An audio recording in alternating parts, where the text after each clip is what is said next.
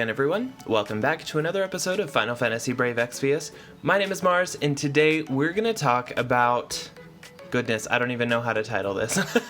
We're going to talk about some of the very basic mechanics of the game, and we're going to include a little bit of math, which is a little bit scary for me because I don't have a reputation for being great at math. But this video is designed to help you maximize your party's survivability as well as your damage, and kind of talk about some of the things that I think about when I'm playing the game. And it's just one of the fundamentals that I keep in mind to help squeeze the most value out of any of the parties that I take into the game. So we're going to talk both about how to make your party tankier, for it to be easier for your party to survive incoming damage, as well as how to maximize the outgoing damage for your damage dealers or the rest of your party that you may be using. Because a lot of people see the stuff that I do, and there may be questions about, okay, well, why are you surviving this and I'm not? Why are you doing so much more damage and I'm not? Kind of questions like that. And this is aimed at answering some of those questions. And now, this is math light. I do have to put it as a disclaimer. There are certain mathematical things that I could get into that would probably confuse me and confuse everyone else. And so I'm using layman's terms as best as possible to help explain this. So, without any further introduction, let's jump right into the basic damage calculation. Now, that's what this slide is right here. I'm gonna get out my little pointer so that I can do some pointing like a classroom teacher. This is the damage calculation that it takes unit attack squared over enemy defense, and then multiplies that by the modifier, which comes from your abilities. So if you have like Divine Ruination, when it first came out, that was a 4 times modifier, so it multiplies your damage from this by 4, or whatever it is on the modifier, and then it multiplies by level correction, which ultimately, there's no real easy way to explain what it does. It basically adjusts the amount of damage that you're going to do based on the level of the opponent that you're up against. So for the most part, it doesn't really factor much into it. Just basically make sure that you have the level of the boss entered into the formula and calculating it. There's nothing you can do to influence this one. So for that reason, I don't look at it too much. Either the boss is level 99 or it's way too easy for you to even worry about what their level correction is. And then it also adds in variance, which comes from all weapons, all physical weapons that is.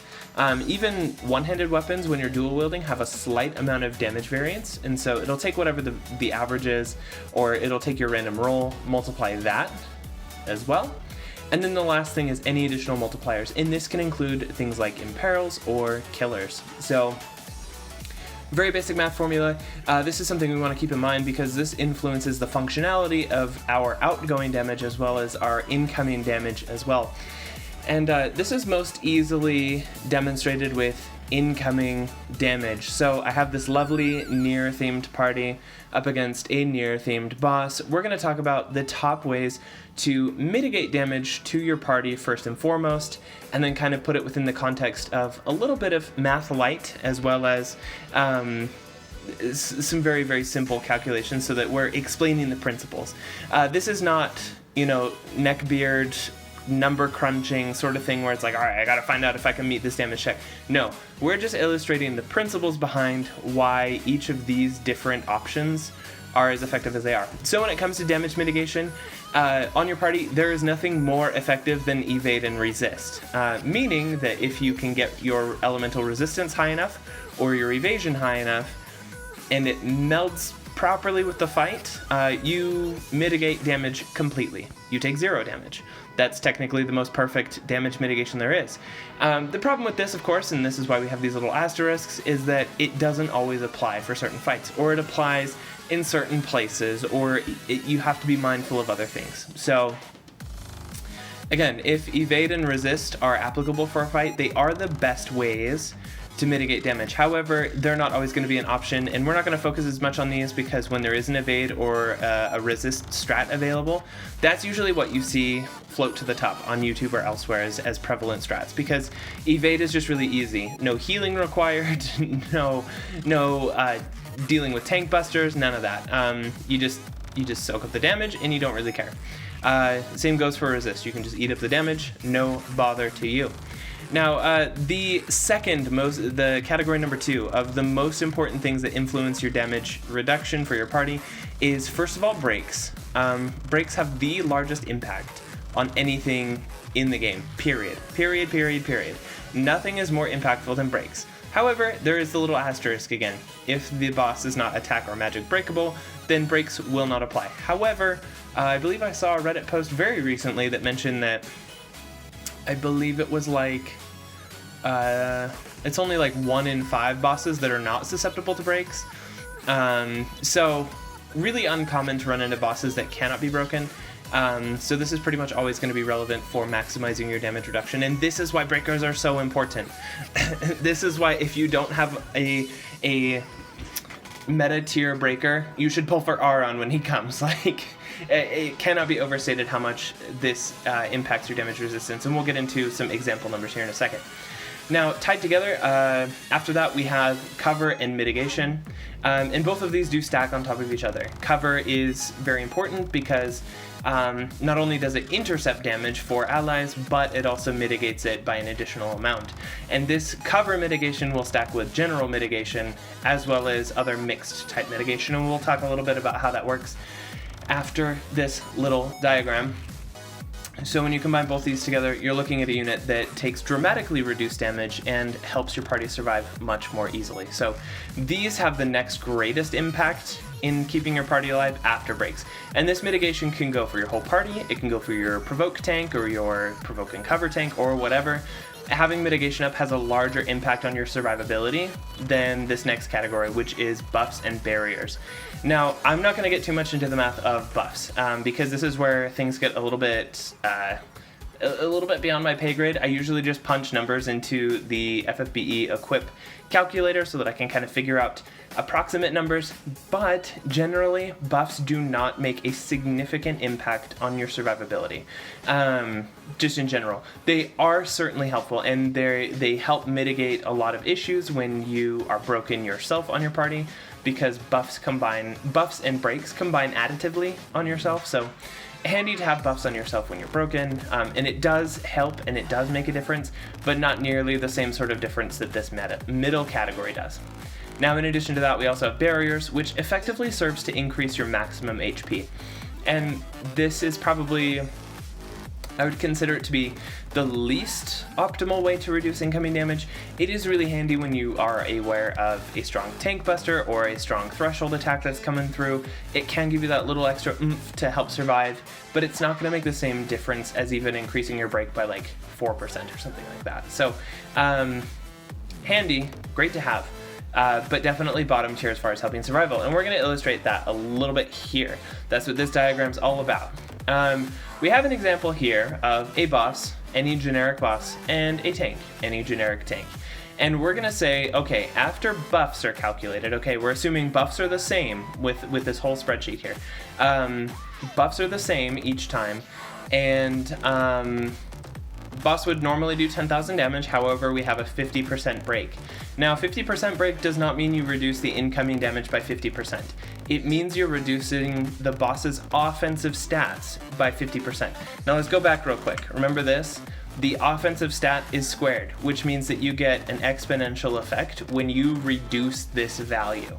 That's why this has such a pronounced effect. So if you reduce the boss's attack, it squares the effect of that break, so makes it much more effective, which is why instead of reducing the damage by 50%, we're actually reducing it by about 75%. That's what it comes out to at a 50% break. So damage is brought down to 2,500. I put 30% mitigation as kind of a baseline because 30% is pretty readily available and not too hard to get a hold of. You know, this is something that most people could use and has been the go-to for kind of a while. And that reduces it to this point, and it just carries over here so that we can see it more clearly. All right, and this is my little symbol for a physical or magical mitigation. In this case, we'll say it's physical mitigation, which does stack with it. We have 0% for baseline because it's not super common for people to always run with physical mitigation. It's common when you have a tank like White Knight Noel who has that mitigation in this provoke, but otherwise not a lot of people use it. and then cool, same amount of damage, and then 50% resistance or reduction through cover. So 875 damage. That doesn't sound too bad, right? Okay, we're talking about a tank here. Tank can take 900 damage, no problem. Well, let's illustrate what happens when we change the mitigation amount. Okay, so we had 875 before, now it's 625 by increasing the mitigation to 50%. This means that you just dropped the amount of damage that you're taking by about 25%, which is a pretty substantial drop in damage, especially if you're cutting it close on tank checks. This is going to make a pretty sizable difference. And with a tank like Mercenary Ramza or Demon Rain, those guys have, or no, Merc Ramza's 40%. Demon Rain's 50%. I think there are other provokers that have 50%. I forget. Either way, if you're using Zargoboth's Limit Burst, that's where you can get this as well.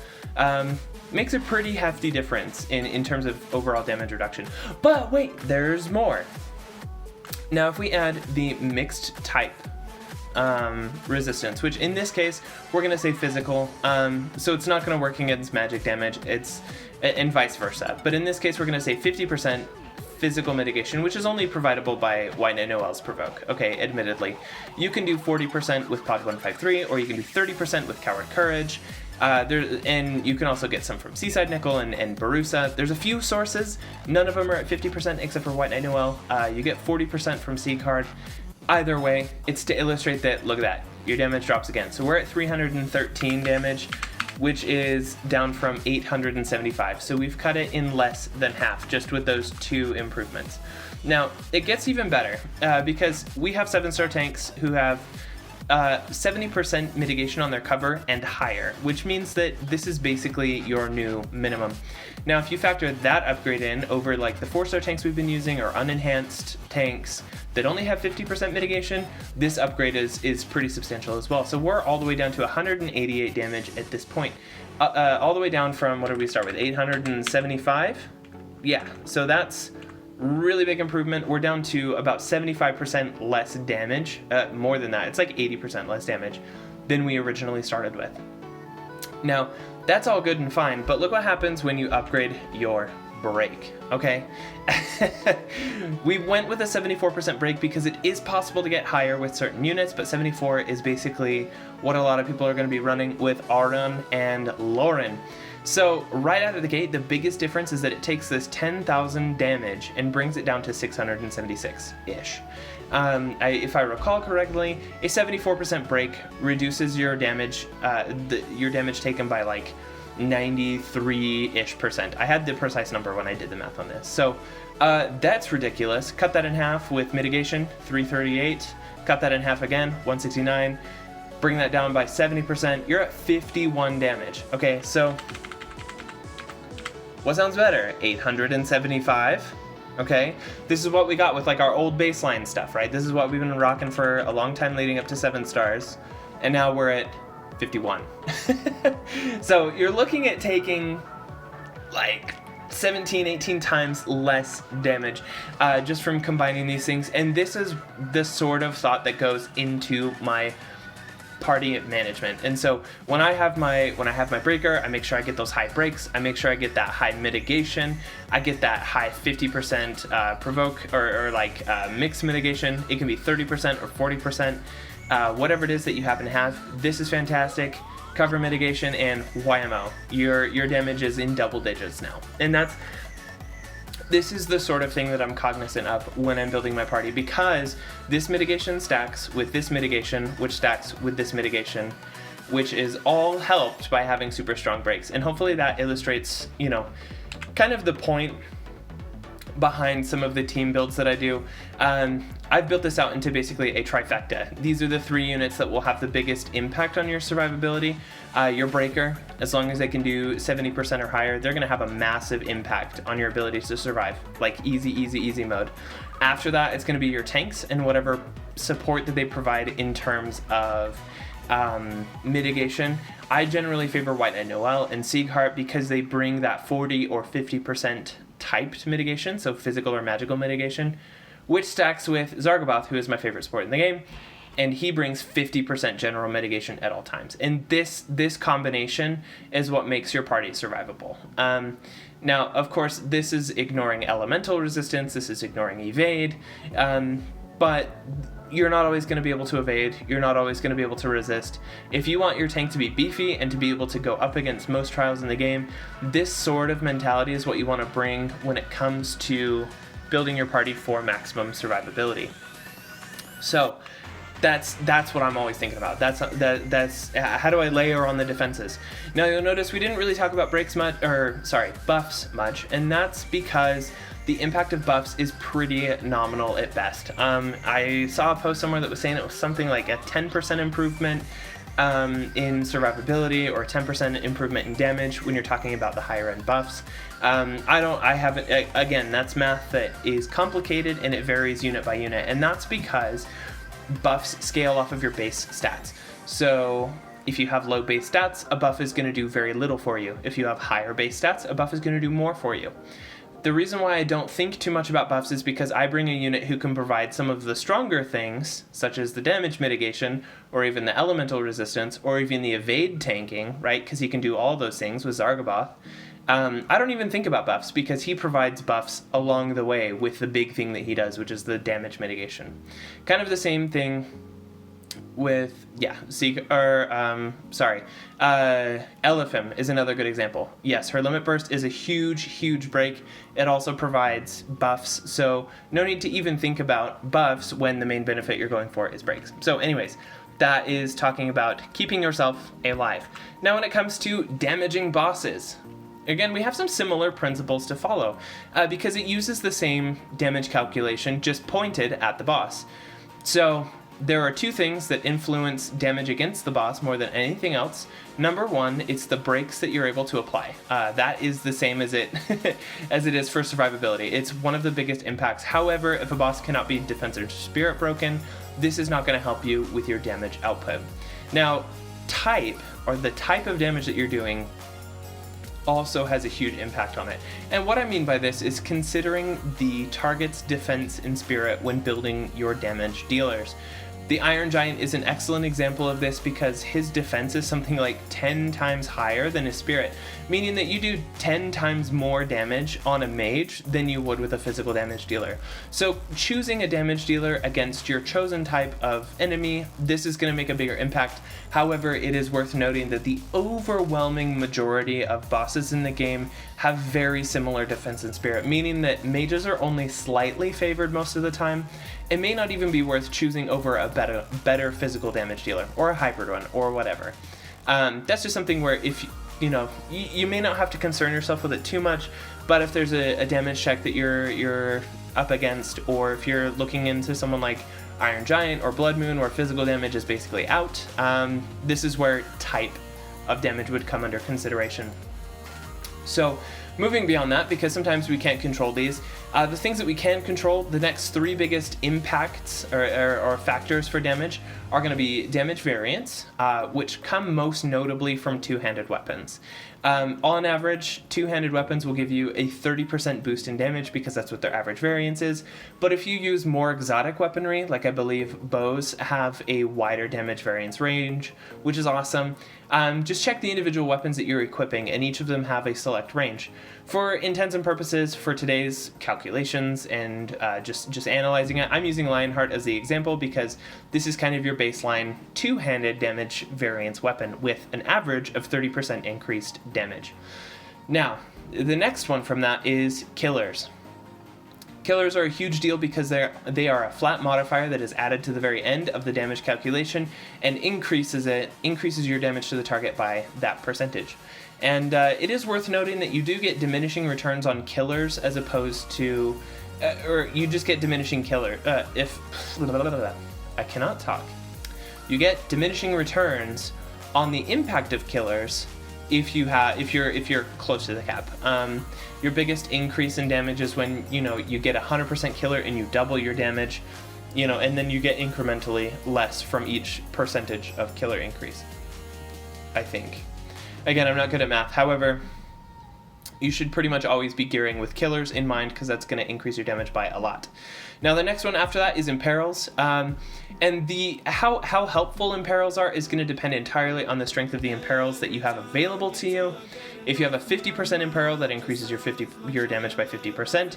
If you have a 100% imperil, that doubles your damage as opposed to an unimperiled enemy. So very, very strong thing that you can use. No bosses are immune to imperils, so this is something you can apply all the time. Whereas like killers, for example, some bosses are split enemy types, meaning that killers are only half as effective. And then damage variance means much of the time you either have to sacrifice an elemental weapon, which will, I think it's a net loss in damage if you do non-elemental damage variance chaining, especially because you can't benefit from imperils. Yeah, imperils are probably one of the biggest ways that you can impact your damage. More than anything else in this category, actually, especially if you're comparing against an unimperiled enemy. Now, the last category of things would be buffs, and a subcategory that is Berserk. Buffs, again, they serve a similar role of buffs when it comes to defensively, and we'll look real quick at why. Buffs are a little more handy when dealing damage, and it's because you're increasing this number up here that gets squared. So it is helpful. And it is more impactful than defensive buffs, if I understand correctly, but it's not as impactful as reducing your opponent's defense. So it is handy, it is useful, especially if you can use Zargoboth's Berserk, which is what I had in mind when I put this one on. I was like, oh, that's an extra couple 100% of attack thrown on top of that. It's great. Very good. And it is worth noting that all of these principles apply to magic damage as well, with the exception of damage variance, which does not exist with magic damage. All of the rest of these definitely apply, with the exception of, well, I guess Berserk doesn't. I don't think you can mage Berserk anyone. That'd be a cool skill. But anyways, I digress. Breaks and damage type, number 1. Imperil, killers, and variants, number 2, and then buffs are number 3 for impacting your damage, especially where there are so many units that can buff themselves via their abilities or their limit bursts or whatever it is. If your unit can buff themselves, then you can basically just forget about a buffer in your party. So once again, we're going to do another comparison. Real quick, we're going to set a baseline of, alright, if my ability in a vacuum is going to do 10,000 damage, if I add a 50% break to the boss, like a defense break, and I'm doing physical damage, that'll double your outgoing damage to 20,000 damage. 50% killer increases your damage by 50%. And then for this one, I left out damage variance because that's, I'm not going to say new, because we've had damage variance on two-handed weapons for a while, but with the like we're comparing against, like, I guess the old baseline of, all right, we got 50% breaks, 50% killers, 50% imperils, total outcome is 45,000 damage, which is not, it's not anything to like be super excited about. Now, if the first thing that we add is some extra damage variance, that just adds an extra 30% to the bottom line, which is great. And everything here combines multiplicatively after the breaks, that is. So you just multiply, you know, you just multiply it like down the line. So damage variance helps, and you can see it helps a bit, but not a ton. It's not as impactful. The next thing is increasing the imperil, and this is going to be a really nice increase in damage. Increasing imperils is a really easy way to really increase your outgoing damage very simply, especially if you have access to units that can do very strong imperils. So you can see that we went from 58,000 to 78,000, which is a pretty sizable increase. Yeah. That's just showing that imperils are better. Now, the new standard when it comes to killers is 125%. And the reason for this is because you can get a killer plus, or you can get like a killer from an Esper or another killer plus materia. Anyways, it's not uncommon to be able to hit 125%. Even if you can't do this, you can do 100%, and you'll see that this impacts the bottom line quite a bit.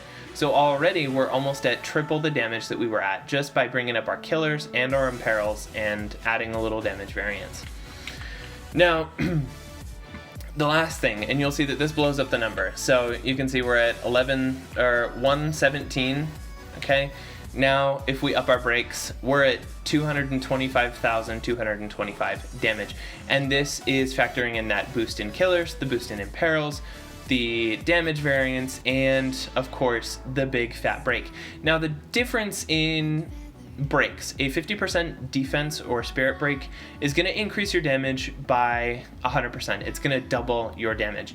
When you have a 74% break, that increases your damage by about 3.85 times or something like that. It's almost 4 times. So you do almost 4 times as much damage instead of just double damage. So this makes a huge impact, and you can see how it carries through to the very, very end. We're looking at a ton of damage, and we were looking at it to double, so this mathematically did what we expected. If we were doubling our damage before with a 50% break, and we're now quadrupling our damage, look at that, the math comes out just fine. I hope I mathed correctly, honest to goodness. I did this very late last night, and I'm not the best at math, and nobody graded my homework, but I tried real hard, okay? So the principles still are the same. So if there's any of you out there who are like, man, you did this number wrong, I'm gonna be like, well, that's fine. Did you learn? Because the principles are the same. These are the things that influence your outgoing damage more than anything else. People get so hung up on, oh, this buffer is super important, or these buffs are whatever. They are impactful, but not nearly as impactful as these things. I would much rather people just omit buffers entirely out of the game if they just always remembered to use these things to increase their damage. Now, again, I do have to add a note about two-handed weapons. You've got to have an element attached to it. If you don't, then you're going to lose damage. So it's far better to just leave this bit out, make sure that you can use the entire benefit of your imperil, leave out the two-handed weapon if you don't have a way to apply an element to it, and yeah, this is how you bring out the big damage. So this is the sort of thing that I keep in mind as well when I'm building my damage dealers. And sometimes it's hard because I don't like to see my attack drop below 2,000 or whatever because, you know, I'm adding an extra killer or something like that, but it is completely worth it.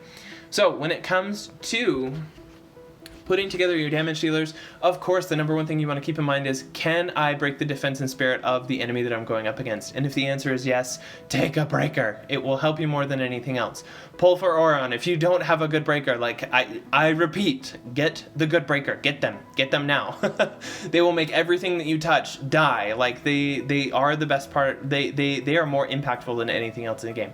Now, that being said, the next most important thing when considering a unit for the fight is taking a look at the killers in their kit. Oftentimes a mediocre unit will look mediocre unless they have a strong amount of killers against certain targets. So Veritas of the Light is an excellent example of this. She does not have the highest modifiers, however, she has 125% killers to half of the different enemies in the game. Meaning that as long as they are weak to light damage, or susceptible to it at least, Veritas of the Light can do quite a number to them, thanks to her huge selection of killers. Now the next thing to consider, of course, is imperils. If you're looking to maximize your damage, one of the important things to look at is your imperil options. I put CG Nickel as a great example here because he's got an 100% fire and ice imperil attached to his limit burst, and that is one thing that helps his damage rotation quite a lot. So in general, these are the three main considerations that I look at. Can I break the boss? Can I put killers up? Or do I have somebody who has a lot of killers innately? Like Onion Knight's another good example of this. He's got a lot of undead killer and stuff like that. Really important to keep these in mind, and as well as what are my imperil options for the element that I'm going up against. So this is basically a summary of the things that I'm keeping in mind when I'm building my teams. This is how I make fights look effortless. On the defense, do I have breaks? If I can break, always have that. Same on the offense. If you can break, always have this.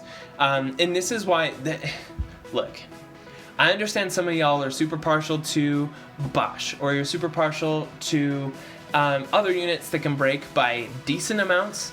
But like, dude, the impact of breaks is humongous, and it's because of that damage formula. So even if you have somebody who can break by 60%, or even 65%, I think you'll find that it's worth it to splash out for somebody who can do 70, 74%, or even 79%, because those breaks are going to make the biggest difference in the game. And I'll go back to the damage real quick, the incoming damage, to illustrate something. This is super important. So let's say the boss's base damage is not just 10,000 damage, right? Let's say it's 100,000 damage, meaning that, you know, this number is going to be a 510. Okay, no big deal. We've still got this, hold on, we need to go back a slide without the breaks. Okay, no problem, 2,000 damage. Well, what if this is an AoE attack that we're tanking? That means we're gonna get hit by this 6 times. So that's 2,000 damage times 6, that's 12,000 HP lost with one ability, just because we have a lesser break. Okay, so if you're struggling with tank checks and you're like, dang, why did I get hit so hard? It's because you're taking more than 3 times as much damage as you could be taking just from changing this break right here. And you can see that difference in the slides here. Upgrade the break, your damage mitigation goes through the roof. Like you take no damage. This is huge. So if you are struggling with tank checks and stuff like that, these breaks cannot be overstated. So anyways, back to what we were talking about. Yes, breaks. When it comes to building teams, I always look for a tanks kit to help me decide, all right, are they able to help me with something? What kind of mitigation do they have on their provoke? Do they provide any other sorts of mitigation? Really important because of considering how it synergizes with the kit. Zargaboth and White Knight Noel are a great example because they are able to put together the example that we used previously to this, which is the 50% mitigation on top of 50% physical or magical mitigation.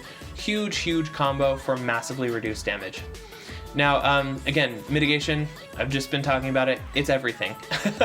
As far as keeping your team alive, this is going to have the next biggest impact after like covering and breaking. So huge deal. This is why for me Zargaboth will always be number 1 support, because even from the ones that I've been looking at, even they cannot keep 100% uptime on 50% defense mitigation. I really strongly believe it's going to be an integral part of my team's survival in fights to come. Now that does not mean that people with 40% mitigation or 30% mitigation cannot make it work. I just think it's that much better. That's why I choose him, because I don't care about an extra 10%, 20%, or 30% on buffs. I really don't, because that extra 10 or 20% on damage mitigation is more important.